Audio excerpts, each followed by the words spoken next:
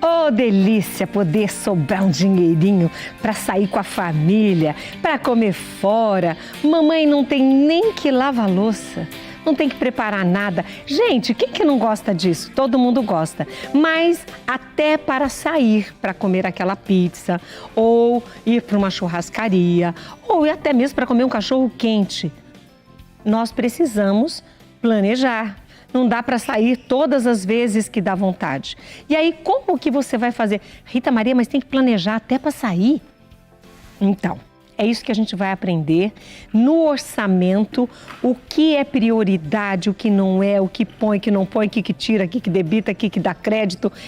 Se você não entende nada disso, hoje é dia de aprender e a gente, com muito carinho, recebe mais uma vez aqui no programa Mulher.com, desta vez ao vivo, o Rezende Neto. Muito obrigada por estar conosco. Eu que agradeço, é uma honra estar aqui. E olha, e o Rezende, ele vai falar sobre planejamento financeiro e familiar, mas ele é CEO da BS Tecnologia, ele é mentor financeiro, treinador, empreendedor ativo e palestrante. Tem um pool de empresas que você dá assessoria, tem mais de 1.500 colaboradores por todo o Brasil, além de 50 funcionários da sua empresa. Então, é um porte grande de informações e conhecimento e expertises que vocês têm e que hoje você traz para nós de uma maneira simples, porque hoje a gente vai falar sobre orçamento doméstico. Isso mesmo, é isso mesmo. E com prática, na verdade, com uma história que nós vivemos, o que nós aprendemos, o que a gente aplicou na nossa vida, minha, da minha esposa, como família, e aí é isso que a gente quer trazer para dividir.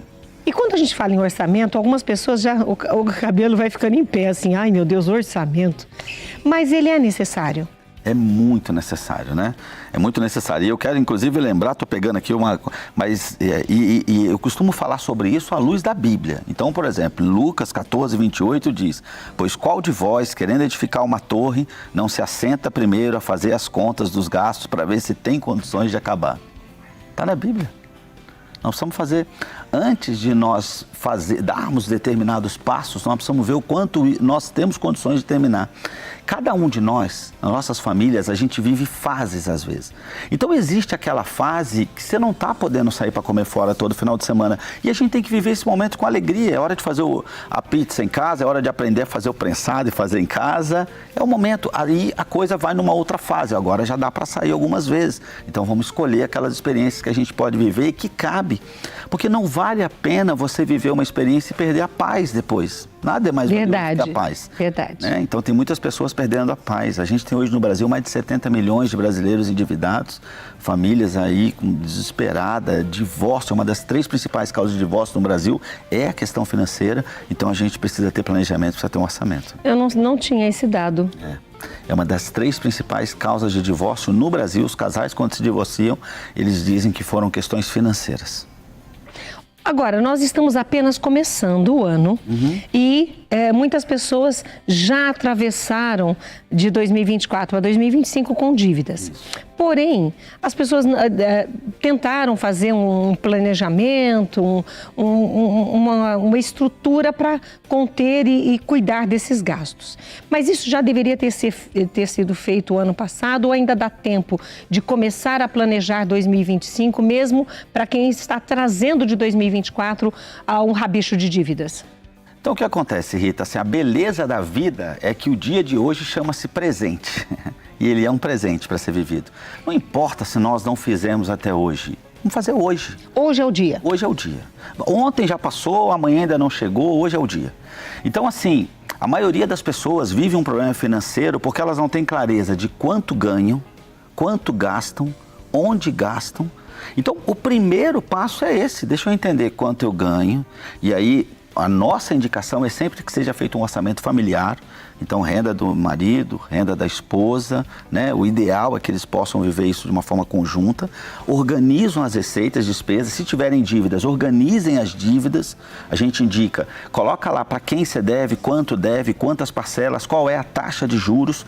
A hora que você tem essa clareza, primeiro, só de colocar isso, seja num caderno, num aplicativo, numa planilha, já vai saltar aos olhos algumas coisas que dá para mudar. Você falou sobre, pega o orçamento do marido, o orçamento da esposa para fazer o orçamento familiar.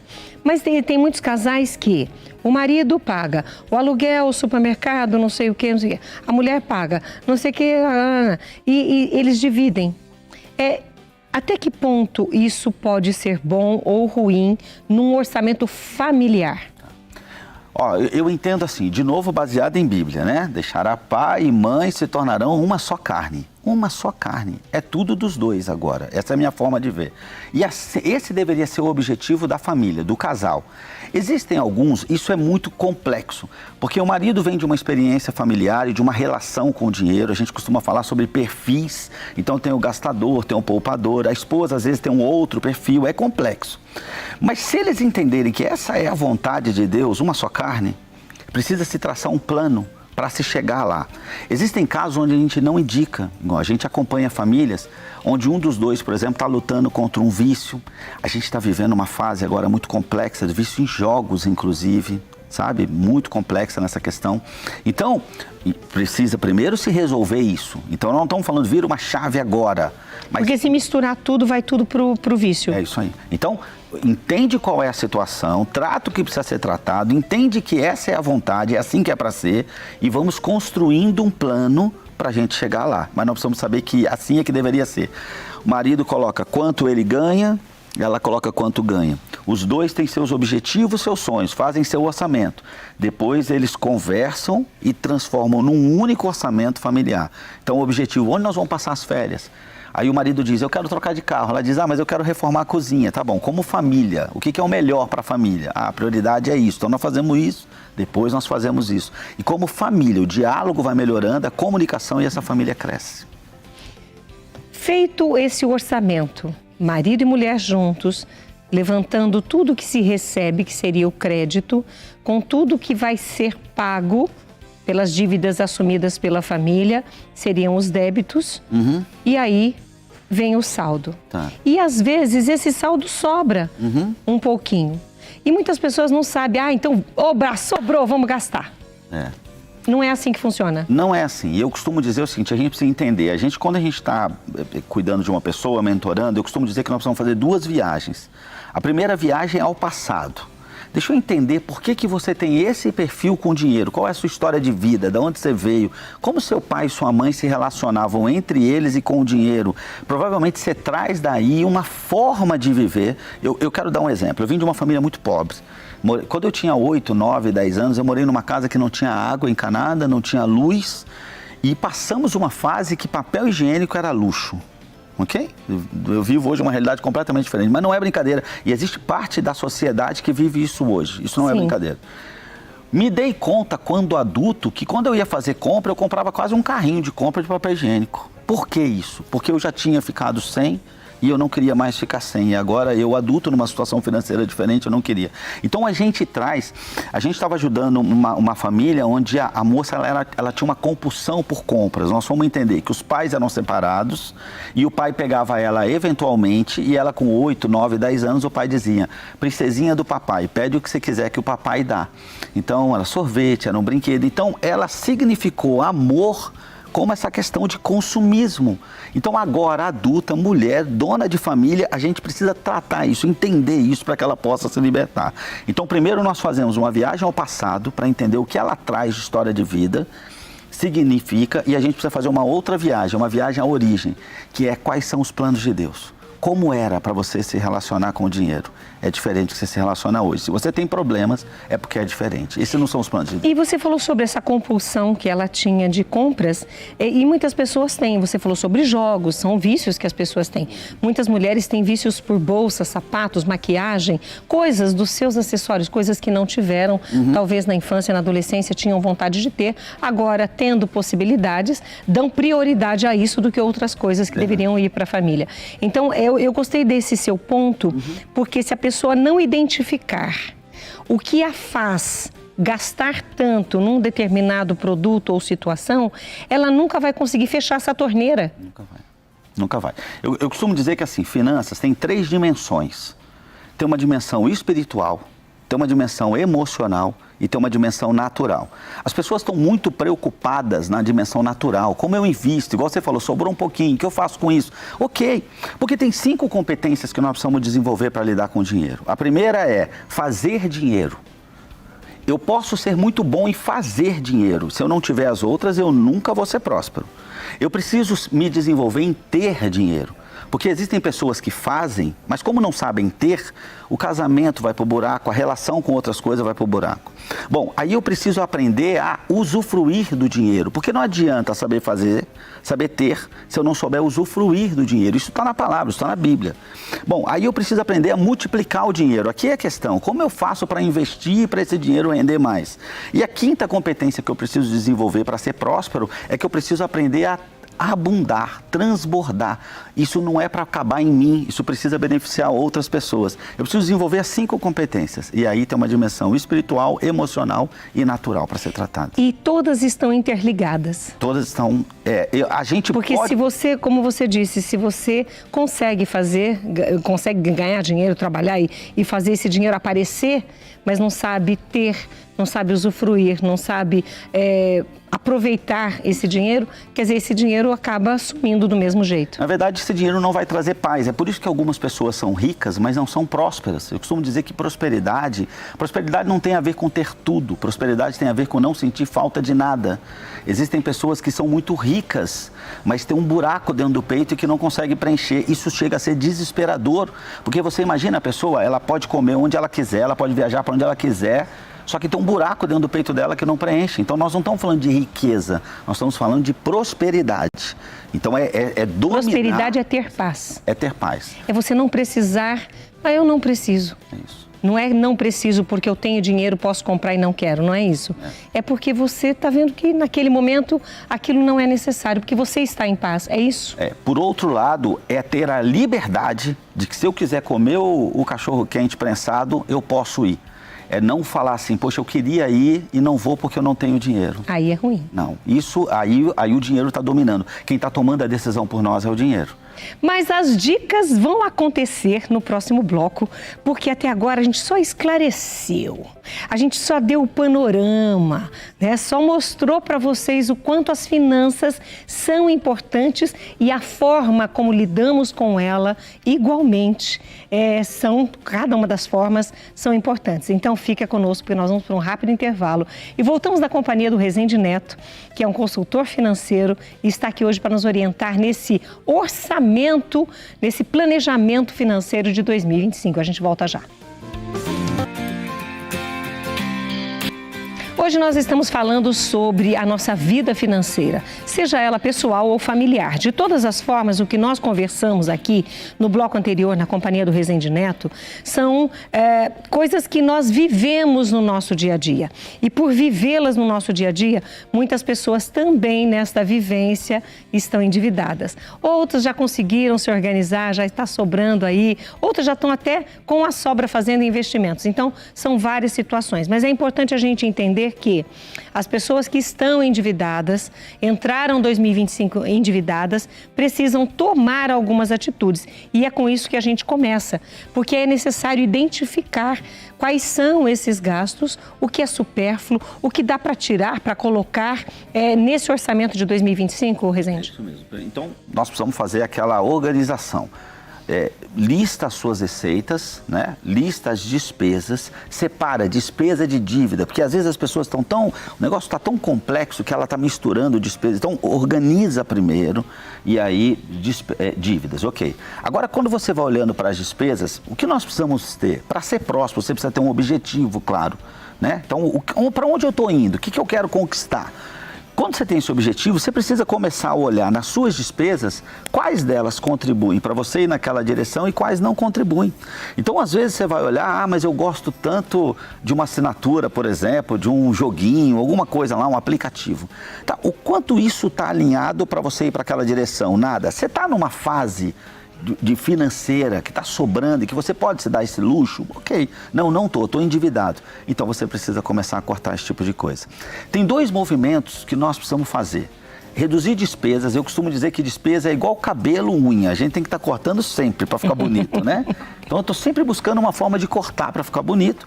E eu preciso sempre pensar numa forma de aumentar a receita.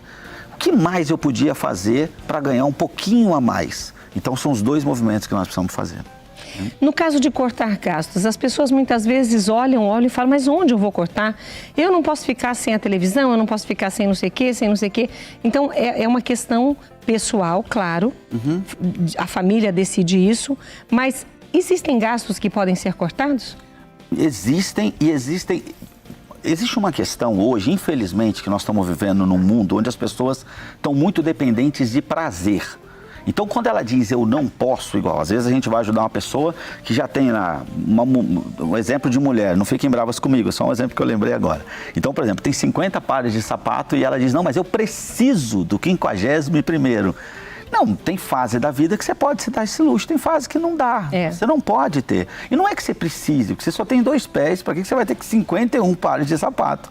Então, nesse momento, inclusive o fato de você não poder, isso pode servir como motivação para você sair dessa situação e amanhã poder. Então, nós sempre temos algo que nós podemos cortar, sempre tem. A questão é muito emocional, é aquilo que a gente estava dizendo, não, mas eu não consigo ficar sem, e muitas vezes isso é uma questão emocional. Né? Na hora da decisão de compra, qual é uma questão que nós precisamos entender hoje? O cérebro humano tem sido estudado e apesar de cada pessoa ser uma pessoa diferente, o cérebro humano tem padrões. Esses padrões a neurociência entregou para o mercado, por exemplo, estratégias de vendas e de marketing. Por exemplo, nós chamamos de gatilhos mentais. Então é comum você estar lá olhando um hotel, para você passar as férias, está assim, últimos 2 quartos. Aquilo é um gatilho mental. Quando você vai fazer compra, a altura onde os produtos estão, a cor, a logo, o desenho da logo, a posição. Não é à toa que nessas lojas existe um caminho para você fazer até o caixa, sempre tem fila e aquilo ali vai despertar em você um desejo de você comprar algo. Por isso, antes de fazer compra, você tem que ir bem alimentado, você tem que ter uma lista e você tem que saber o que você pode comprar. Então, existem coisas que dá para deixar de comprar, mas a gente precisa se planejar. Eu costumo dizer que nós precisamos contra-atacar. Existe uma guerra. O mercado quer que você compre. O mercado que eu digo em geral. Porque é a questão do capitalismo. Só que nós do lado de cá temos que nos proteger. E nós nos protegemos fazendo uma lista, fazendo um planejamento. Então, depois que eu comprei aquilo que eu fui buscar no mercado, existe algo ali que eu posso me dar o luxo? Eu estou nesse momento, sim. Aí eu vou comprar isso. Renegociar dívidas. Excelente. Precisamos fazer sempre. Uma das coisas que nós precisamos, uma coisa que a gente precisa entender, quando você liga, por exemplo, numa operadora e diz para ela que deseja cancelar, ela provavelmente vai te oferecer um desconto ou uma condição melhor, né? Eles não querem perder cliente. Então, mesmo que você não queira cancelar, só o fato de você ligar lá para dizer, eu estou decidido, eu quero cancelar, você vai ter que ter um pouco de paciência, porque vão acontecer algumas coisas no processo, vão te jogar para um outro lugar e tal, mas no final você vai conseguir uma negociação melhor. Então, a gente precisa sempre estar fazendo isso. Fez isso, reduziu os custos, agora é hora de renegociar dívidas. Mas o que eu costumo dizer? A gente precisa organizar o orçamento, você tem que criar um espaço no seu orçamento. Então, por exemplo, uma pessoa que tem uma renda de 10, ela abre um orçamento de 2. Agora eu tenho 2 mil aqui, ok. E eu tenho 20 mil de dívidas. Bom, eu posso pagar 2 por mês. Eu vou chamar do maior juros para o menor juros e vou começar a negociar, encaixar isso para eu poder pagar dentro daquilo que eu posso. O positivo disso é que eu vou ter uma mudança de hábito. Lembra dos 2 que sobram? Eu vou acabar de pagar as dívidas e eles vão continuar sobrando se eu tiver tido uma mudança de hábito. Agora eu vou começar a investir esses 2 e isso vai gerar uma tranquilidade, uma paz que nós precisamos. Tem uma responsabilidade maior nisso e eu queria citar, nós como pais temos uma responsabilidade de apontar um caminho para os nossos filhos. Porque a nossa relação com o dinheiro é um exemplo e uma referência para os nossos filhos. Eles vão levar para o resto da vida também. Eles vão levar. Então você até hoje nunca foi organizado. Eles viram isso. Só que agora você passou a sentar e passou a se organizar. Eles também vão entender essa mudança de rota e quando eles estiverem na vida adulta, eles vão levar esse exemplo. Se eles passarem por um desconcerto na finança, eles vão entender, olha, meu pai e minha mãe fizeram isso, eu vou fazer também. É isso. Seria isso. É isso mesmo, é isso mesmo. E tem uma questão para mim que eu acho muito interessante, que é a questão da família se unir. Eu e a minha esposa, a gente passou por quebra financeira, nós passamos por uma doença muito grave, minha e dela. a forma como a gente tratou isso nos uniu, né? Na verdade, nos uniu. Então, as dificuldades, os desafios, quando bem tratados em família, podem nos unir. Às vezes, eu dou um exemplo nas famílias. A pessoa, por exemplo, eu gasto R$400 por mês lavando o carro. R$400. O que você pode fazer? Você pode passar a lavar o próprio carro. Traz a sua filha de 4 anos para lavar junto contigo. Você vai criar um momento emocional inesquecível para ela. Você vai economizar R$400 no mês. E você, ou seja, você não está no momento de sair para comer pizza, então faz a pizza em casa, mas faz em família, saiba lidar com isso, não fica murmurando, reclamando, vive essa estação para você se capacitar de maneira positiva. Melhor. Sempre positivo, otimismo. Agora, você falou sobre, agora saldou as dívidas, continuou sobrando esses 2.000. As pessoas muitas vezes não sabem o que fazer com esse dinheiro, com esse resíduo bom que sobra. Fundos de investimento a curto, a longo prazo ou formas de lidar com esse dinheiro, você tem dicas para isso também? Tem. O que eu costumo dizer é o seguinte, nós precisamos fazer investimento considerando 3 situações. Primeira, curto prazo. Todos nós, para ter paz, o que nós precisamos ter? Nós precisamos ter uma reserva financeira. Eu nem costumo dizer reserva de emergência, eu costumo dizer reserva financeira. O que eu indico? 6 vezes o custo fixo.